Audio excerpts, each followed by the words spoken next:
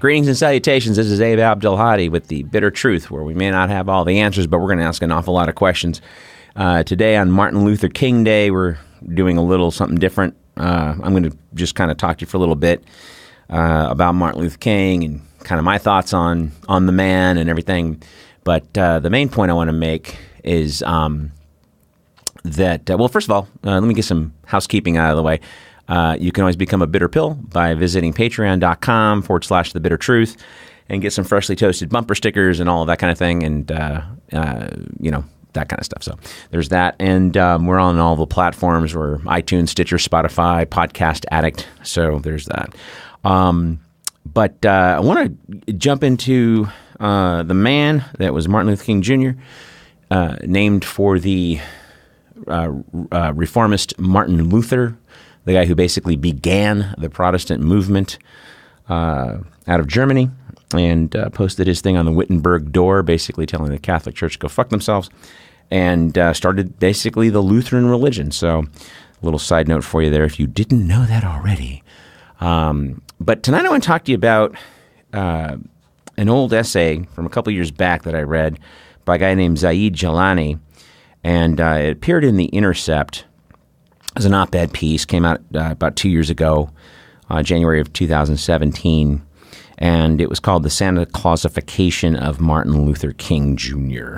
And it talks about how initially, because we have Martin Luther King Day today, so initially it was a great idea. It was approved by Reagan in 1983, and then finally made into an actual holiday by 1986. We started actually taking the day off.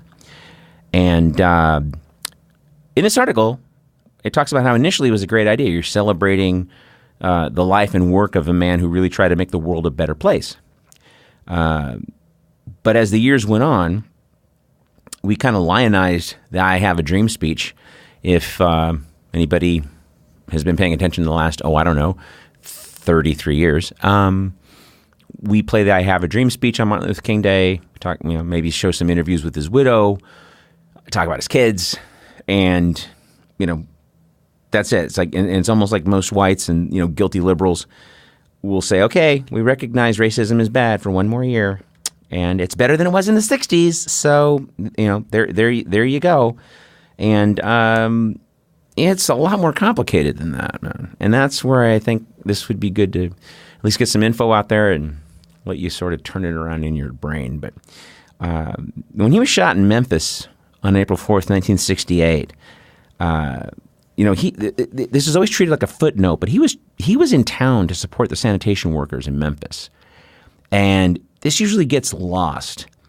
And it's very important because he was also in the middle of his Poor People's Campaign. In fact, 6 weeks after he had died, there was an event that was planned in Washington, D.C., where his wife and Andrew Young, who ended up being a UN ambassador and later the mayor of Atlanta, was staging a tent city sit-in in Washington, D.C., and it was brutally disbanded.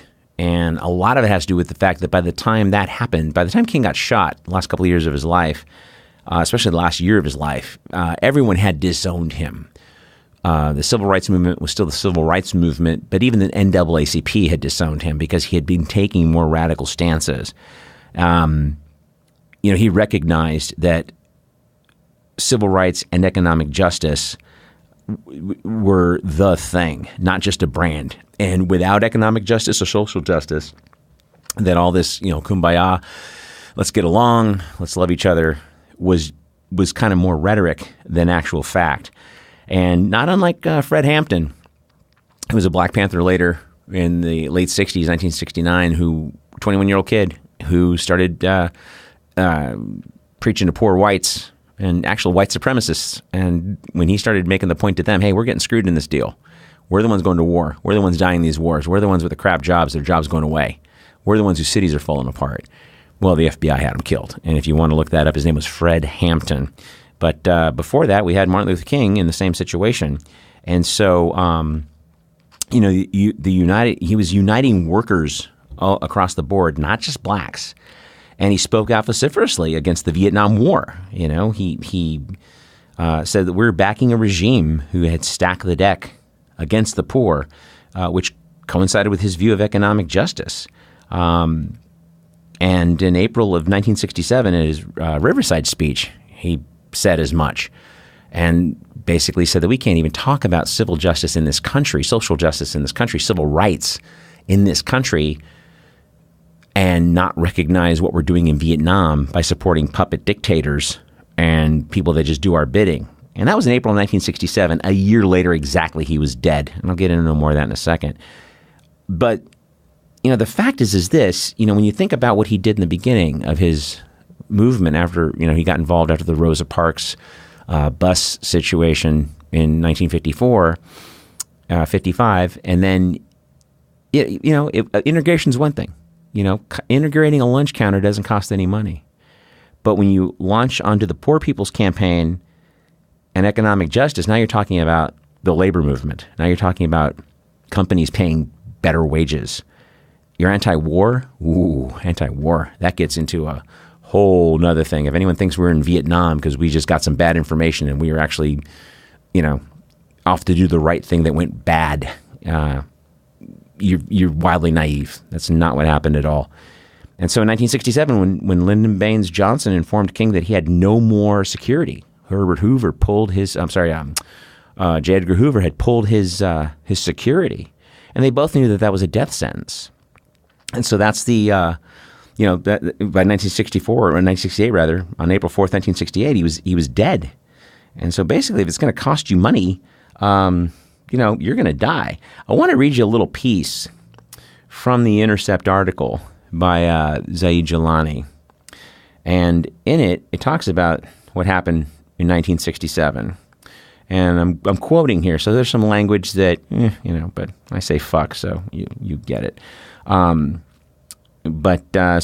I'm quoting from the article. President Johnson stopped taking meetings with King. What is that goddamn nigger preacher doing to me? Johnson reportedly remarked after the speech.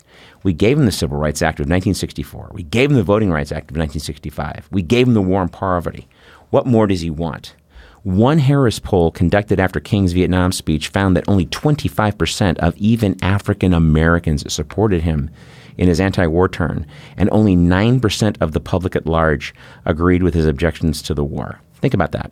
9%. By 1967, not too long after the I Have a Dream speech, was only like 5 years before.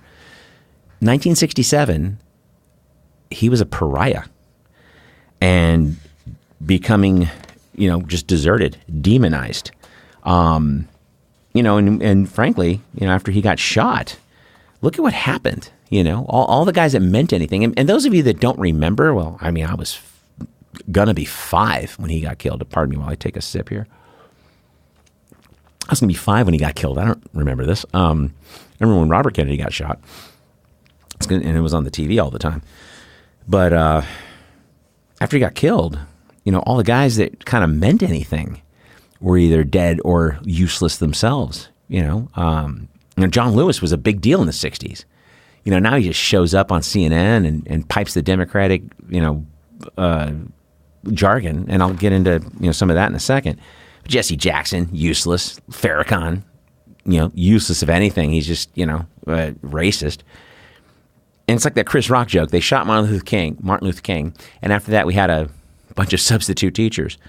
And, and these guys were just weak charlatans. And the entire civil rights industry, because it almost became a business. Jesse Jackson had the Rainbow Coalition, got rich off of that.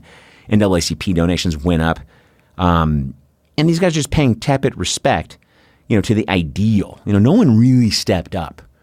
And if anyone thinks Barack Obama was a civil rights leader, then I'm Brad Pitt. He was basically the principal of the school of bad substitute teachers. They aided in capitulating to the death of the small d Democrat institutions. They were no different than the white liberals that Malcolm X warned about. There's a wolf and there's a fox. And the wolf looks more sinister than the fox, but the fox is still not allowed in the hen house. I'm paraphrasing badly, but that's basically Malcolm X's deal. These people pretend to be your friends, and some of them mean well, but they become useful idiots. They become tools of the machine. And so, when you look at labor, Chris Hedges writes about this in The Death of the Liberal Class, which I highly recommend everybody read. But when you look at labor, for example, who, they basically bought into the Democratic Party and imploded on bad deals, almost on purpose. Education, another small democratic thing, glorified. They're now glorified vocational schools with ridiculous student loans that we impose on our kids. That it's ersatz austerity, if you want to be, just ugly and blunt about it. The press, which used to be the fourth estate, there's no more checks and balances anymore. You just got all these gossip columnists going on about, teabagging strippers and cheeseburgers to national champs. That 20 years ago, that would have been a page 17 story. And now it's all they talk about, because God forbid they talk about the tariffs or his escalation of the war. People forget that when Obama left office, and frame this Kodak moment because I'm not his biggest fan, but he left office with 300 troops in Syria. All the troops that were going to get pulled out of Syria, which now is not really happening. All those troops that were going to get pulled out of Syria were Trump troop, assignments, what do you want to call it? He put those people there. He put those troops into Syria from 300 to 4,000 or whatever that number is.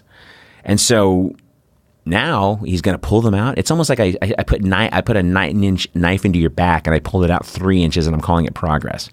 But back to the press. So, basically it's not even news. You look at MSNBC or Fox News, it's no different than TMZ. It's just stupid. No one's out in the field anymore. And if they are, they're just doing a pop-up in front of the White House or some, they're not sending reporters, out into war anymore. Because they want to sanitize it. So they're gone. They're compromised. They're basically fucked. The church is 100% co-opted by the state. People forget that before 1976, before Jerry Falwell, before the moral majority, the church didn't really weigh in on politics. They didn't really weigh in on that kind of an opinion. Even Billy Graham, who was an advisor to presidents from like the 60s till he got really sick, never weighed in on the big political topics of the day. He'd advise Nixon, he'd advise Carter, but he was not like coming out going, "Oh, abortion's wrong." That was a Jerry Falwell thing, and they took over the Republican Party with that shit. And that was the advent of televangelism, right? Where as long as you toe the company line, which is the corporate deep state CIA shit, and talk about bombing Russia and Arabs because Israel is pure, then you're okay. And that's exactly what happened. We co-opted the church. Using any sort of using religious freedom to defend any sort of racist rhetoric, or you're homophobic or whatever, and saying that, what's my religious freedom, man? Well, we don't legislate on fairy stories. There's not a single verse in the Constitution, Declaration of Independence, or Bill of Rights. Not one Bible verse. If it was that fucking important, John 3:16 would have been in the Constitution, okay? All of Romans chapter 10, that would have been in the Bill of Rights. It was not. Just something to think about. And even the NAACP became gentrified.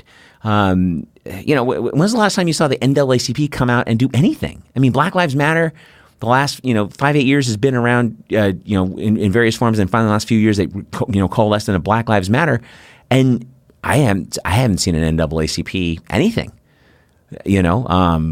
Jesse Jackson got chased off of Ferguson's protest. He was with his no justice, no peace bullshit with his dopey suit and his bullhorn, and you had a bunch of dudes with jeans down past their ass saying, "Hey, get the fuck out of here, dude! You're gonna get hurt," because they knew what he was doing. It was a photo op. It was going to be the front page of the New York Times, and he was going to split and never come back and help those people. That's who he's been for nearly 50 years. So basically all this, all the ass kissing to the powers that be to keep these people's positions in the new meritocracy has killed every single small d Democrat institution. And, it's really sad. And it's really sad to the point where it's diluted to the point of it being a brand. There's no real power anymore with the liberal. Anybody who looks at you straight in the eye and says they're a liberal and they're proud of it, ask them who they voted for. If they voted for Hillary Clinton, and this is going to sound like an obvious cheap shot, but they're not a liberal. not in the old school sense not in the old school FDR sense of the word liberal. And I don't say Woodrow Wilson because he was a total cocksucker. He was not a liberal. But if you want to talk about a progressive, and that word's getting co-opted now, and that's getting kind of scary because it's like 1984. First you steal the words, and then you steal their meaning. But, we're diluting things to the point of a brand. Because the liberal class has gotten so weak, they had to create a language that they can control. And Chris Hedges makes this really great point that the only thing they can control was something that they invented. Kind of like Trump invented the bullshit about the wall. The liberal class invented multiculturalism and political correctness, which gets away from civil rights because it's not challenging at all. It's not legally challenging. It's not socially challenging. I mean, do you really care if someone identifies as a giraffe? Who gives a shit? I need an entire department at a college to pay for that, so we can call it gender studies. Gender studies are pretty simple. We've got heterosexuals, we've got homosexuals, we've got people that don't like their sex and they want to change it. The rest of them who want to identify as a zebra or a hippopotamus, they're called crazy. And before they used to be called fucking crazy, and now we don't do that anymore. So you end up cheapening valid, real movements and valid, real rights, or the fight for those rights, rather, with a lot of bullshit window dressing. Because it's the only language they can control, which is why it's weak. So it's like when you look at, affirmative action. It was originally a quota. Originally a policing system. They got devalued and degraded down to like a quota system. Because before it was like, hey, listen, we got a white guy, we got a black guy.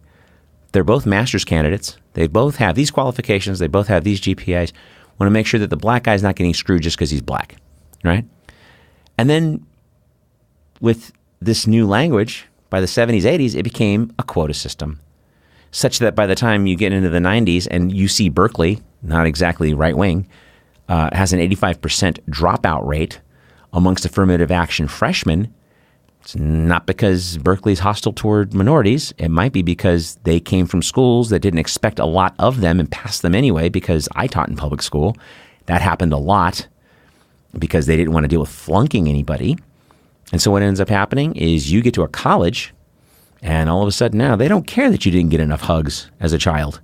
And I'm just going to be transparent. I was a shitty student. I didn't even take the SAT in high school because I was sure I was not going to go to college. I was sure that my friend's dad was going to hook me up with a Pacific Bell job collecting change out of payphone booths, true story, and work up to VP of sales like he was, who just went to high school and the Army.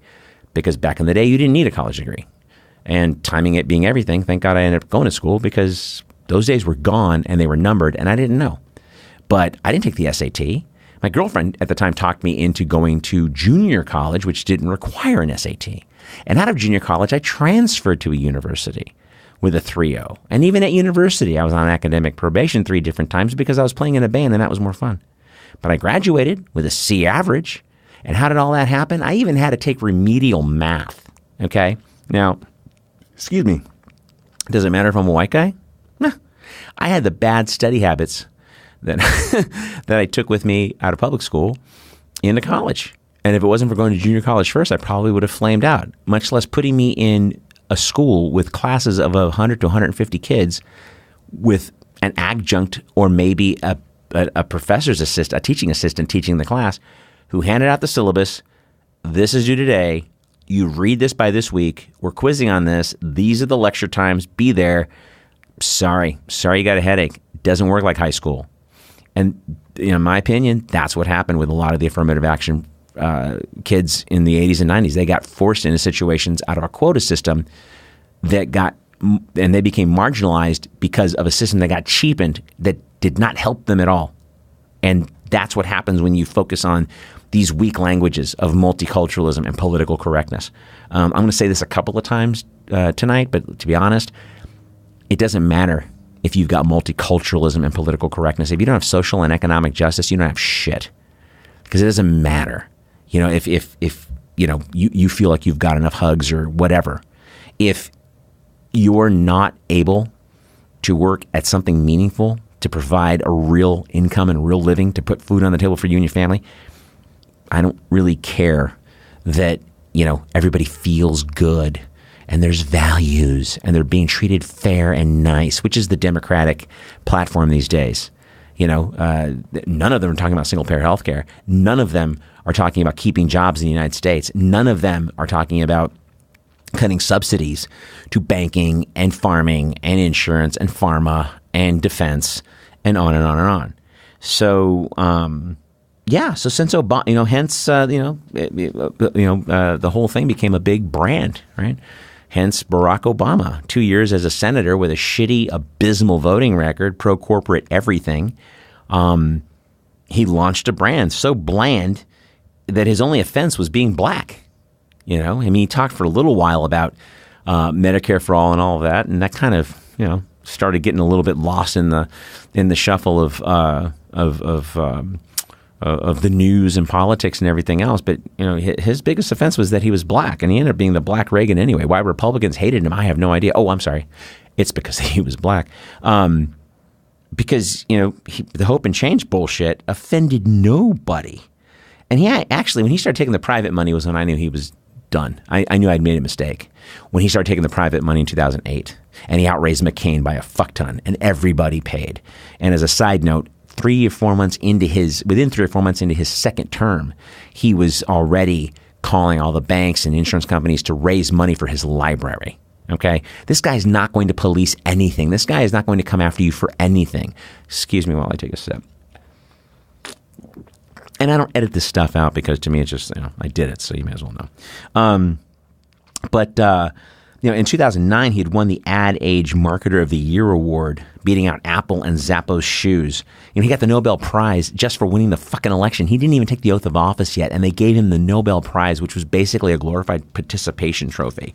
This is not Martin Luther King. This is not somebody who sacrificed, okay? Did he have a harder time being a black man in America? Yeah. I'm not going to say he didn't, and I don't know his life, so maybe he did, maybe he didn't. But he sure as fuck wasn't Martin Luther King, okay? And, like I said earlier, he knew that no rights are equal without economic and social justice. Martin Luther King knew that he knew it before it became a thing, because whatever token appeasement was thrown his way, he still wanted more. He's like, yeah, we're not there yet. Give me the Voting Rights Act. Yeah, I'm not there yet. They're still hanging black guys down Mississippi, by the way. Did you know that? Oh, well, you're being technical. Well, Lincoln signed the Emancipation Proclamation in 1863. We're still hanging black guys in the 1960s. Kennedy's been dead for 3 years, and we're still hanging black people. So he knew that any tacit, and some not so tacit, let's be honest. The Voting Rights Act, big stuff. Civil Rights Act, big stuff. But it wasn't enough. Because as long as you had people feeling that they were encouraged to, or not even necessarily encouraged, but allowed to exhibit this hatred toward their fellow citizens. We are Americans, man. And these people were treated like Americans. It's like that Chris Rock joke. I'm probably going to cite Chris Rock a lot tonight. But it's like that Chris Rock joke when he would talk about America. If you're black in America, it's like it's like having that molesting uncle. They did put you through college, but they did kind of fuck with you. And it's that kind of dichotomy, that kind of running gun battle with living here and loving it here, but also having to be on your guard, right? And so it's again if you've got, without social and economic justice, you got nothing. If the only jobs you've got to offer anybody of color or anybody, period, shoot, there's a shit ton of white people out of work, and 50% of workers make under 30 grand a year in this country now. GM just schlepped out 15,000 jobs. CEO makes $22 million in that company. What the fuck is she getting that kind of money for when you're failing that badly that you got to ship your jobs overseas? And by the way, we paid for those jobs as taxpayers because we've been giving those people subsidies for years. Quick example of an industry, banking. We gave them almost $1 trillion in the bailout, loaned them $26 trillion at zero interest, which they then loan back to you in the form of home loans, credit cards, and car loans, and anything else. And then they go, and then they go ahead and get $83 billion a year every year for the last 10 years in government subsidies. Why are we subsidizing banks? That's pretty amazing to me. So yeah, if the only jobs are left are at Walmart and Mickey D's, I don't give a shit for multiculturalism or political correctness. Yeah, great, yay! The guy that wants to be a giraffe can work at McDonald's. Awesome. That's not what we're talking about here. We're talking about evolving.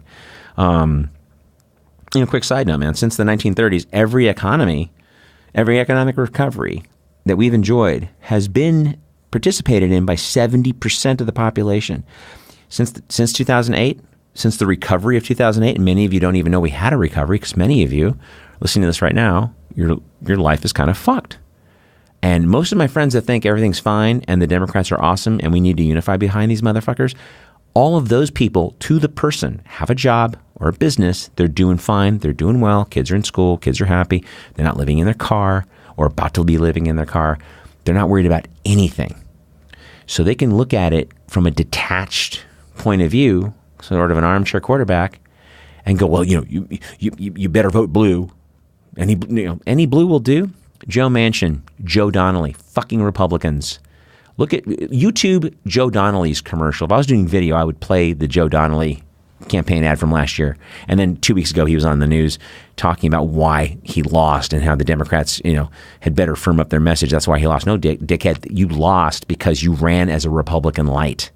He's posing with guns and he's talking about, increasing defense and he wants a border wall. Well, you're a fucking Republican. And guess what they already got running? A Republican, a real one, who they know is going to do that Republican shit. So why are they going to vote for you who they think is lying and then turn tail as soon as you get in there, which he didn't. I mean, him, Claire McCaskill, Heidkamp, all these people are the same. They're just the same corporate crap. But I digress. So the recovery has only been enjoyed in the country by the top 1%. These people buy judges, man. They buy Congress people. They even bought a fucking president. Within 90 days of his inauguration, Obama has 100 of the top banking executives to the White House for a big fat breakfast, and I fucking promise you, he did not give them goddamn cheeseburgers or Egg McMuffins. And him and Eric Holder, hey, don't you worry, we're good. We're not gonna indict anybody. We're not gonna prosecute anybody. There's people out there with pitchforks, and I'm your protector. I got you. I got your back. Not only do you have their back, but he ensured that the TARP shit that Bush got started went through, and then those motherfuckers were able to still pay bonuses that they didn't deserve and stay afloat longer than they should have. And people will say, well, what do you recommend? They should have gone out of business. Yes, they should have gone out of business. We have this thing in this country called the FDIC. So you, as the consumer, would have been protected in your account to the tune of $100,000, up to $100,000 is insured by the government. We started that after the Depression when we had a bad depression. Excuse me while I take another sip. So that being said, yeah. And then we go back to like the Stone Age, right? And you go back to federal credit unions. I'm in Austin, Texas. We got a ton of federal credit unions. Almost every industry has a federal credit union. And when I was in LA, I had a client called Pasadena Federal Credit Union, and it was just for the schools. Pasadena Schools Federal Credit Union. And then they opened it up to everybody and called it the Pasadena Federal Credit Union, so everybody could participate. They're making money hand over fist, and people have a face-to-face contact, not some blind blind date mortgage guy on a computer that may or may not fuck you over on your loan by not doing it right.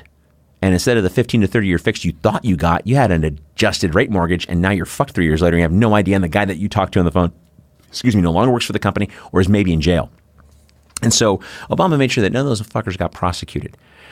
Kamala Harris is now thinking about running for president. She's another one who's not going to really defend your rights. She's no Martina Luther King, okay? As Attorney General in California, Kamala Harris was sued 3 times by the government, the federal government, to release nonviolent offenders to alleviate prison crowding. Didn't do it. Steve Mnuchin, who was the president of One West Bank at the time, a Goldman Sachs subsidiary, she was told by her investigators there was 1,000 counts against One West Bank of fraudulent mortgage foreclosures. And we got 1,000 cases more behind us. We got to indict these fuckers now. And you know what she did? Not only did she not indict, she didn't even investigate further. Nothing happened. And why? Because she was getting ready to make a Senate run. And who's she on the phone with? Kind of like who she's on the phone with right now. Her, Cory Booker, Kirsten Gillibrand, Goldman Sachs, Bank of America, all those guys. So you can't be emotionally or intellectually honest to me and tell me that someone giving you money doesn't have an effect on your judgment and what you're going to do. It's just a lie. Either that or you're just wildly fucking naive. Because nobody gives you money unless they think they're going to get something for that investment. It's a business. They're giving you money for an investment. Hey, if I do this thing for you, you got to do this thing for me. Some ideas are going to come across your desk. Some ideas that we think are a little bit more challenging. We're going to want you to, think about doing them. Right? And they will own your ass because they gave you $250,000 or $500,000 or $500 million, whatever they gave you. So, I'm digressing a little bit, but the funny thing is Martin Luther King knew this when the economy was better. The 50s, 60s, 70s was sort of the boon of America's economy. I mean, you could have a one-income household. Somebody working at like Sears selling shoes could have a wife at home and a car or two, and even take a vacation, a week out of the year, and still have his kids in school with new clothes. It wasn't impossible. And so when he was doing this, then, it had to be just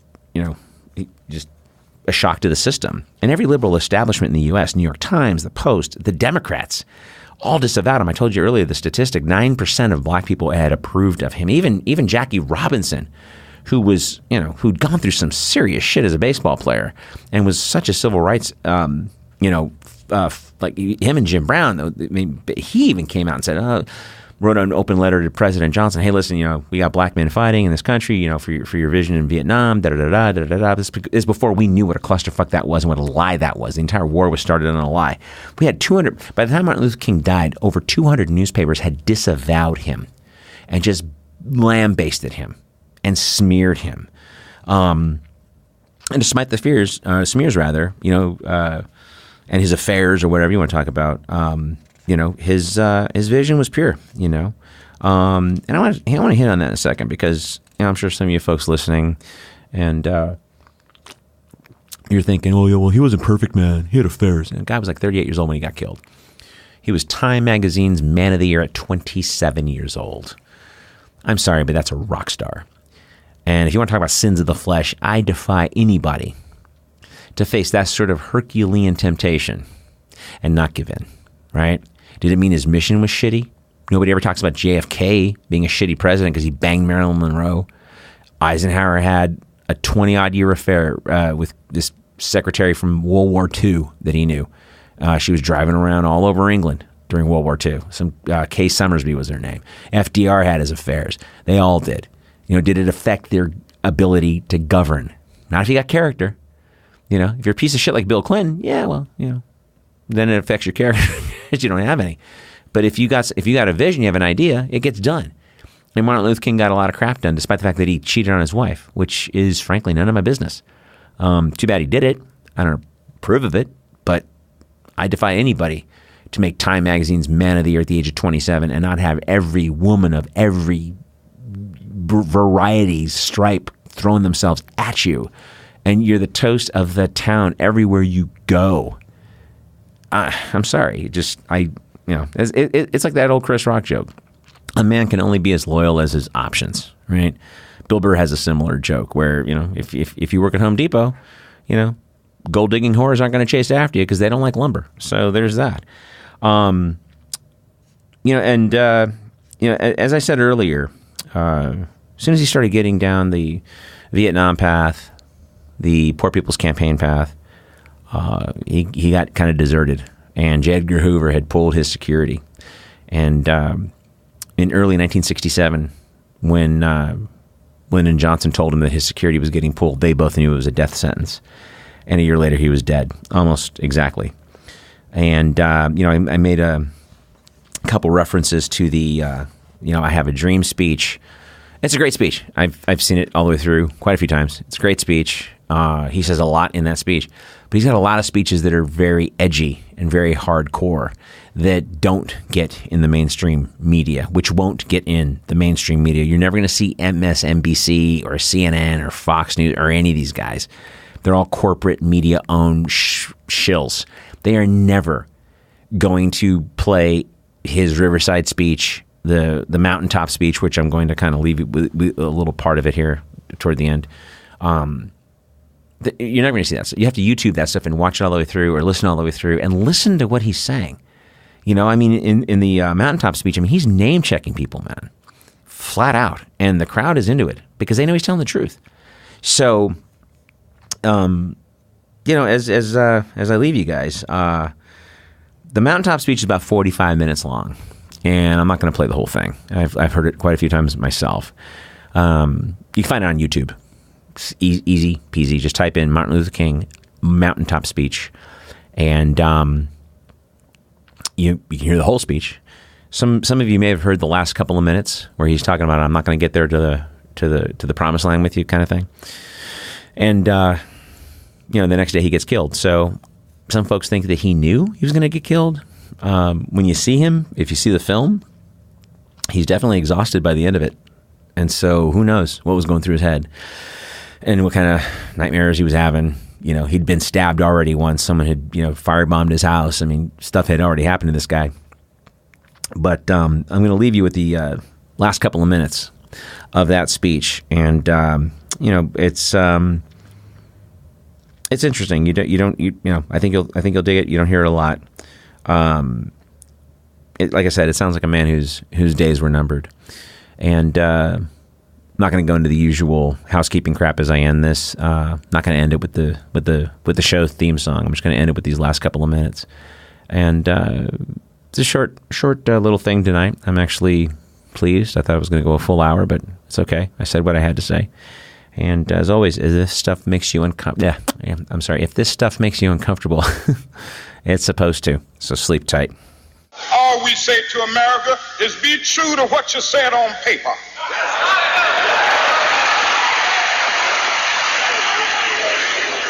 If I lived in China or even Russia or any totalitarian country, maybe I could understand some of these illegal injunctions. Maybe I could understand the denial of certain basic First Amendment privileges because they haven't committed themselves to that over there. But somewhere I read of the freedom of assembly. Somewhere I read of the freedom of speech. Somewhere I read of the freedom of press. Somewhere I read that the greatness of America is the right to protest far right.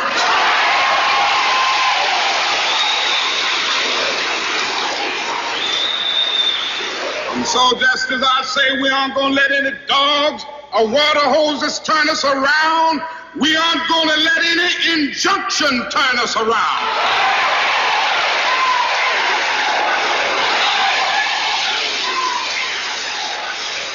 Well, I don't know what will happen now. We've got some difficult days ahead. But it really doesn't matter with me now because I've been to the mountaintop. I don't mind. Like anybody, I would like to live a long life. Longevity has its place. But I'm not concerned about that now. I just want to do God's will. And He's allowed me to go up to the mountain. And I've looked over and I've seen the promised land. I may not get there with you, but I want you to know tonight that we as a people will get to the promised land.